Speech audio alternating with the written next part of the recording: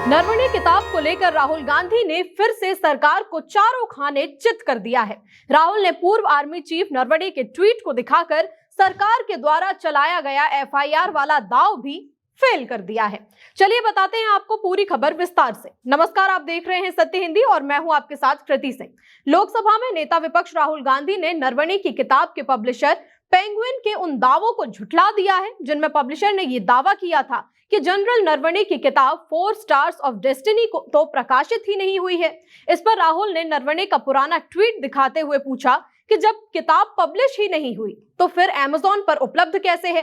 दरअसल सोमवार रात पेंगुइन रैंडम हाउस पब्लिकेशन ने जनरल नरवणे की किताब विवाद पर सफाई देते हुए एक्स पर लिखा कि 4 स्टार्स ऑफ डेस्टिनी के प्रकाशन के अधिकार सिर्फ उसी के पास है। ये किताब अभी तक किसी भी रूप में प्रकाशित नहीं हुई है। सोमवार को जारी बयान में प्रकाशक ने कहा कि इस किताब की ना तो छपी हुई कॉपी, ना डिजिटल कॉपी और ना ही किसी और रूप में कोई प्रति जारी की गई है। प्रकाशक ने कहा कि राहुल के खिलाफ कार्रवाई की चेतावनी देते हुए उन्होंने ये भी कहा कि अगर इस किताब की कोई भी कॉपी फैला रहा है तो उस पर कॉपीराइट कानून का उल्लंघन माना जाएगा और उस पर कानूनी कार्रवाई की जा सकती है। इससे पहले दिल्ली पुलिस भी इस बात पर एफआईआर दर्ज कर चुकी है कि जनरल नरवणे की ये अप्रकाशित किताब सोशल मीडिया पर फैल रही है।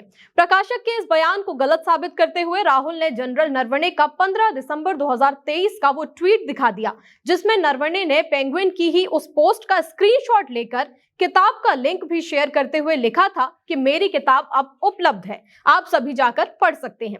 राहुल ने कहा कि मैं कहना चाहता हूं कि या तो जनरल नरवणे झूठ बोल रहे हैं या फिर पेंगुइन पब्लिशर्स झूठ बोल रहा है और मुझे बिल्कुल नहीं लगता कि देश के पूर्व सेना प्रमुख झूठ बोलेंगे। पेंगुइन कहता है कि किताब प्रकाशित नहीं हुई है लेकिन किताब अमेज़न पर उपलब्ध है। राहुल ने पूछा कि मैं पेंगुइन के बजाय नरवणे जी पर भरोसा करता हूं, आप किस पर भरोसा करते हैं, पेंगुइन पर या नरवणे जी पर? मेरा मानना है कि नरवणे जी ने अपनी किताब में कुछ ऐसी बातें लिखी हैं जो भारत सरकार और प्रधानमंत्री के लिए असहज करने वाली हैं। अब आपको ये तय करना है कि सच कौन बोल रहा है, पेंगुइन या फिर देश के पूर्व सेना प्रमुख।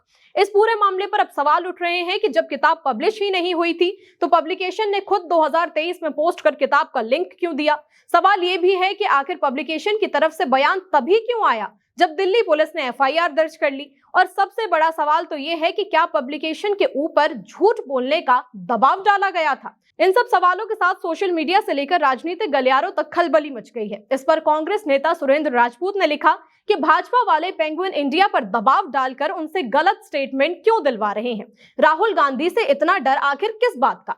आरजेडी सांसद मनोज झा ने कहा कि इस मामले में दिल्ली पुलिस को दोष मत दीजिए क्योंकि वो तो ऊपर से मिले आदेशों का पालन कर रही है। मैंने पेंगुइन पब्लिशिंग हाउस की तरफ से जारी एक नोटिफिकेशन देखा है। एक प्रकाशन संस्थान की यही है उसकी प्रतिष्ठा और अहमियत। किताब का एक पन्ना कारवां मैगजीन में छपा था और उसका पीडीएफ सबके लिए उपलब्ध था। सरकार कुछ नहीं बल्कि असुरक्षित महसूस कर रही है।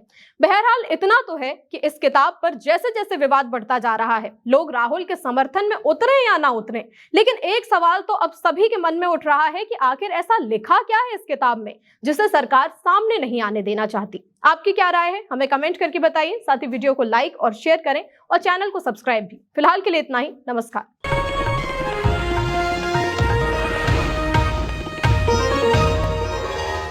Copyright disclaimer under Section 107 of the Copyright Act 1976. Allowance is made for fair use for purposes such as criticism, comment, news reporting, scholarship, and research. Fair use is a use permitted by copyright statute that might otherwise be infringing.